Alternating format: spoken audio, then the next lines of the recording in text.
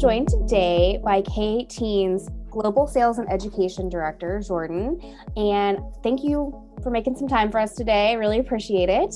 Of course. And we're really excited to hear more about K18. So I'm just going to kick it right off. Just give us a little bit of an overview of K18 and tell us what differentiates it from other bond builders that are already out there.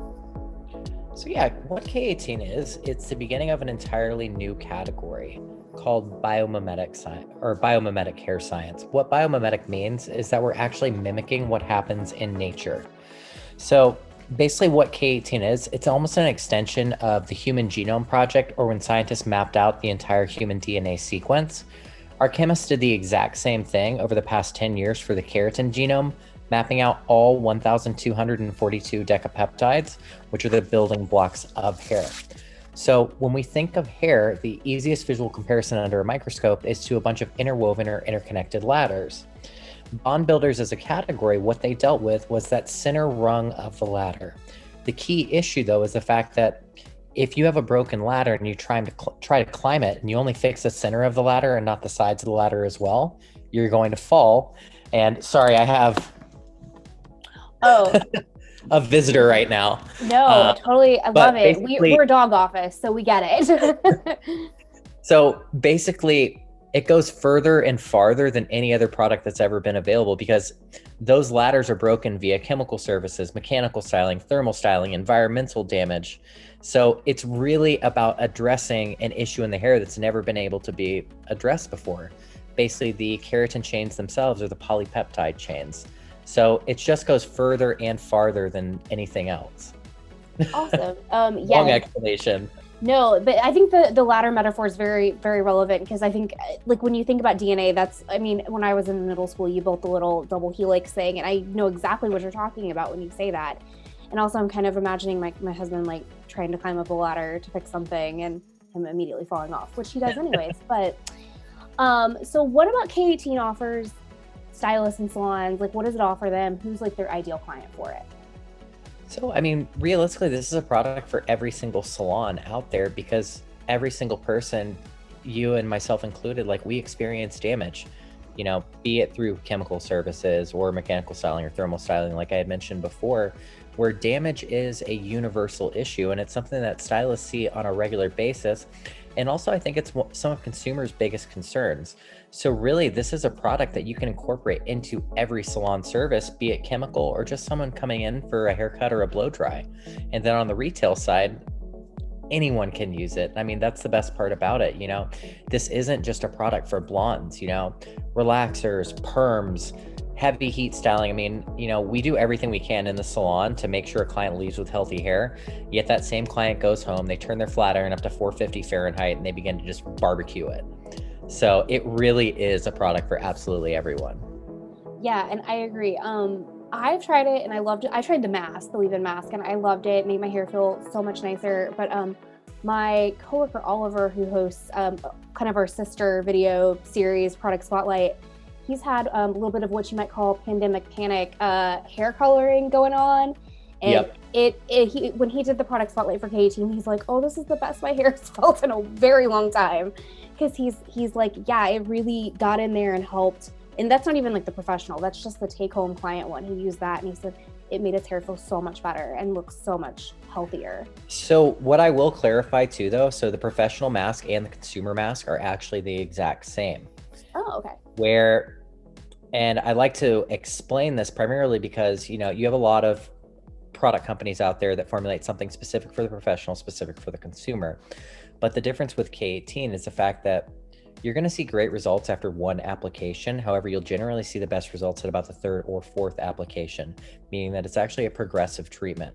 So with the mask, it's actually the same, primarily because we want consumers to get the best results possible. There was no need to make it weaker or change anything about it, because we knew by sending them home with either the 5 ml small take-home tube or the 50 ml mask, we wanted them to continue using the same strength so that they could get the best results possible.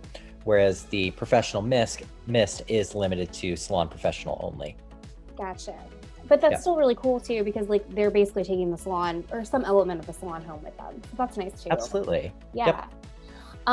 So consumers are more and more conscious than ever of what's in things, what's going on, more natural ingredients, things like that. What about K18 would speak to those types of consumers? I think probably the two biggest things are the fact that one, it's vegan, and two, it's never tested on animals. We also do not sell in any countries that require animal testing whatsoever. And I think that's really important. And we are also in the process too of working towards changing over to completely recycled packaging. Oh, that's So amazing. we're very, very eco-friendly. And we have a huge emphasis on that. That's amazing. Yes, especially the not selling in countries that require that. That's really important, because I think a lot of people think things are eco-friendly or not animal tested, but they do still sell in countries that require it. So that's always like a little bit of a letdown when that happens. Yeah. Although I will say, I think we are going to be one of the first countries to ever simultaneously launch China at the same time, because as of recently, they've actually gotten rid of their animal testing requirements finally. Yes. So that's been really cool for us, because before there was no way in hell we were going to go into China with them requiring that. Yeah, that's I hadn't heard that, and that's something I kind of try to keep up with myself. And Yep. I think that's amazing, and I'm so excited about that.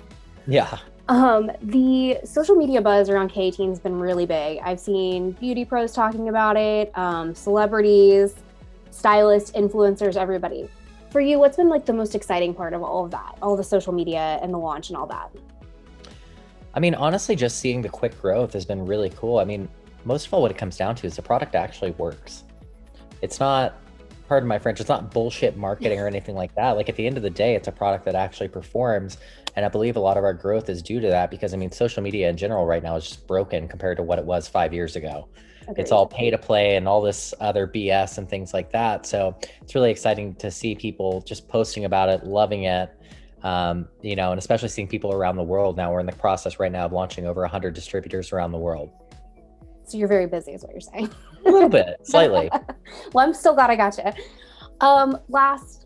We always need to know a little bit about education, and I think that's probably pretty close to you as well. What kind of education does K18 offer? What are you looking for into launching? So primarily right now, we just filmed about 18 educational videos 2 or 3 months ago. They're going to be widely available. We have a training manual as well. We also have a private professional group on Facebook called K18 Hair Users. I think right now what we're looking at primarily is just new ways and new ideas to do it digitally, because obviously with the COVID environment and things like that, I don't foresee in-person education or anything like that coming back anytime soon. Yeah. Maybe 2022 if we're really lucky. But it's definitely been, having to just find these new approaches, because I think the entire education landscape is changing. But beyond that too, it is also nice where people aren't having to travel to do classes and things like that, where it doesn't matter, if you live out in the middle of North Dakota, you can still get the same education that someone in, Los Angeles or New York would get, or, London or something like that. So I feel like it's actually nice to be moving more towards digital, because it makes education accessible for absolutely everyone out there. I couldn't agree with you more about that. I find it really exciting. I'm a non-stylist, but I still really enjoy seeing all like the Instagram lives and all of the free education that's out there. And I think that's really cool. And it's actually taught me a couple things as well, even though I can only really do my own hair and no one else's. Yeah. But well, thanks so much for your time today. I really appreciate it. Any parting words, anything you want to let anybody else know about K18 that we haven't covered? I mean, I think the biggest thing is I'm just excited to see people try it and, post your work on social media, Instagram, hashtag K18 hair. And hopefully at some point we'll all get to meet in person. Maybe it'll happen eventually. Yeah. All right. Well, thank you so much. Have a good day. Okay. Awesome. Thank you. Bye.